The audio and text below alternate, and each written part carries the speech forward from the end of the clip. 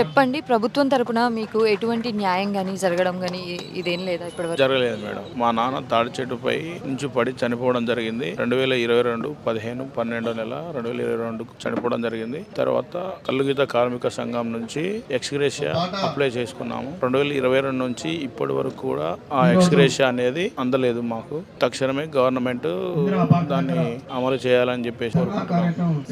కాంగ్రెస్ ప్రభుత్వం కూడా కలుగీత కార్మికులకి ఎంతో కొంత అంటే ఎక్స్‌గ్రేషియా ఇటు బాధిత కుటుంబాలకైతే ఒకవైపు ఈ కలుగీత కార్మిక సంఘానికి మొత్తానికి కూడా ఎటువంటి ఇచ్చిన హామీలు ఎటువంటి సహాయం చేయలేదు అని చెప్పేసి కూడా కలుగీత కార్మిక రాష్ట్ర అధ్యక్షులు కానీ వాళ్ళందరూ కూడా చెప్తా ఉన్నారు.